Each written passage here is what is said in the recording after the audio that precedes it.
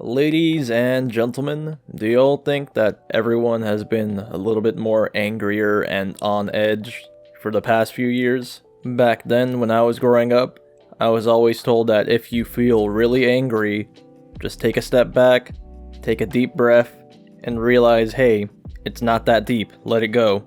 And I've always rolled with that type of mindset to, even now. And I thought others kinda did the same thing as well. I didn't really think most people had a lot of trouble, controlling their anger. But a lot of shit has happened over the past few years. Just cause someone didn't really know how to cope with their feelings and they just decided to lash out on the weak. Whether somebody said something over the internet, or they just bumped into you, or they even went on your lawn, a lot of people have just lashed out. Just immediately got angry and resorted to violence. And sadly, this type of violence is being used on children as well. More than 600,000 kids in the US are being abused. And I find that statistic insane. And most of these abusers are actually the children's parents. All kids deserve parents, but some parents really don't deserve kids at all. Like for real, some parents are just straight up evil. Especially this dude right here. What he has done to the kid he was supposed to take care of is just fucking despicable. Back in June 13, 2017, Elise Nelson Ortiz-Nieves beat a 4-year-old to death. I don't know how fucked up your brain has to be to just start beating a 4-year-old to death, because there is no way in even a million years that you can justify beating a child to death. That shit is the lowest of the low, and I have no fucking sympathy for you at all. This man is pure evil right here, but he keeps saying he's innocent. And he kept saying shit like he loved that kid and he would never do anything to him. And you know what his defense was? He said that there was another person in the home at the time, which was the 10-year-old brother of the victim. Which, I'm going to be real with you, does not make any sense at all. Because in the autopsy of the victim, there was a nearly 2-inch tear in his abdominal muscles, and it even revealed that the victim had injuries to the top of his head, lower back, and buttocks, and 2 broken ribs that were in the process of healing.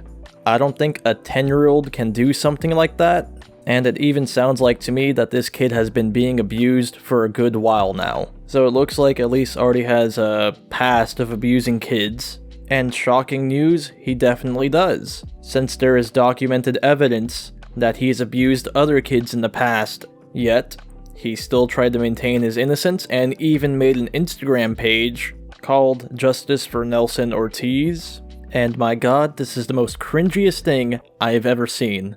It's just him and other people that he's managed to manipulate into believing that he's innocent, stating that, hey, Nelson Ortiz is innocent, free my boy, he did nothing wrong, and other shit like that. But the last post was 192 weeks ago, so I don't really think it worked really too well. And anyways, about that, the judge in this case did not believe him at all. Kent County Circuit Court Judge Mark Trusock was listing some of the shit that this prick did to the child, and Elise reacted in a way that kinda makes sense for his character. You had put cigarettes out on this poor little child.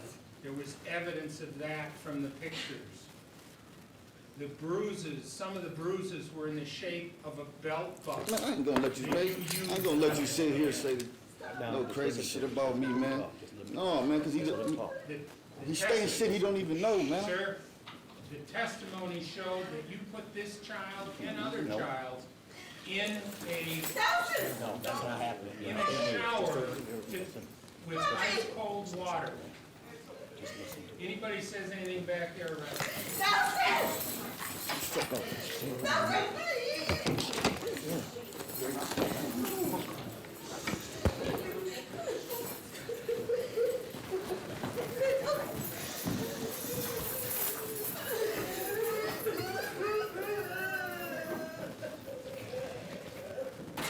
Man, this dude really was like, hey, you're saying crazy shit about me, you don't really know what even happened.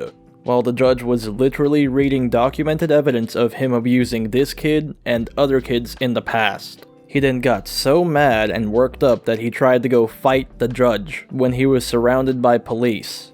That to me shows how violent of a person he is. And after that altercation, this Chad of a judge said this. This is a 4-year-old child that was victimized. There is no question in my mind, sir, that you did this. You are the lowest form of human life that I've been able to observe or see. You are a monster, and quite frankly, you are evil. Preach, my brother, preach. Everything he said right there was cold as hell. And Elise Nelson Ortiz-Nieves, hope you have a fun time in prison, cause the judge sentenced him to 190 years.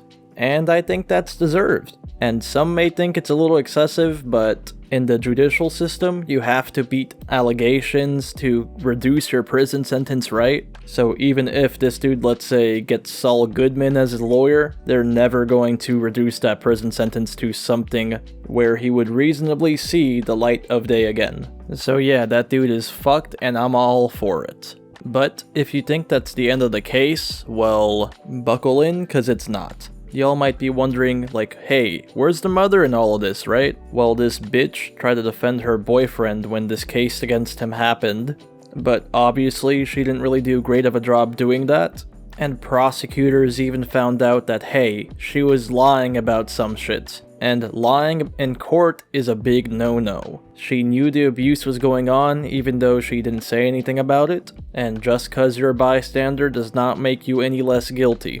So, on July 19th, 2018, Sonja Michelle Hernandez was sentenced to 57 months to 10 years in prison on a charge of second-degree child abuse. My first charge is perjury. I lied under oath for a man who I thought loved and cared for me.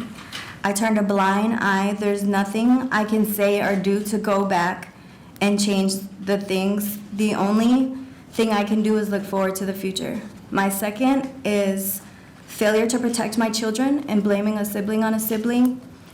Your Honor, signing my rights off was the hardest and most difficult decision I had to make besides standing in front of you, Your Honor.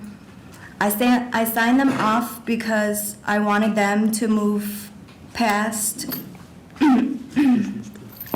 I wanted them to move past this mistake I made by letting someone come in their life.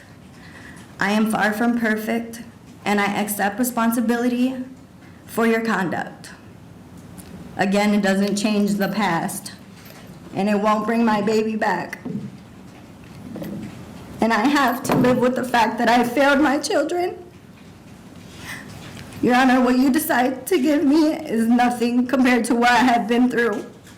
I wanted to apologize to my family, my children, my lawyer, and the courts. Thank you, Your Honor. I don't have much sympathy for this woman, except for the fact that she lost her child, but she let this man abuse her children, and she did nothing about it and even lied, trying to defend his dumbass. So I'm glad that justice was served to these fucks, cause the abuse of a child is not okay. Like I said in the beginning, all children deserve parents, right? Babies and children are the most innocent form of human life in this society, and they deserve to be cared for and loved and nurtured. But by good parents, cause not all parents deserve children.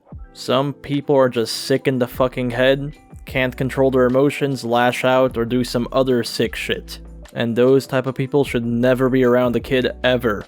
And I know that this society has become angrier and more violent over time, right? But we as people should at least have the heart to keep children and babies and other innocent creatures out of this. They don't deserve any of that shit. Anyways, I think that's enough of me talking for today. Hope you all have a good rest for your day. And if you enjoyed the video and stuck around for this long, maybe leave a like and subscribe. It would mean a lot to me. And if you don't want to do that, that's fine too. Just glad that you watched this video. Anyways, adios, bye bye.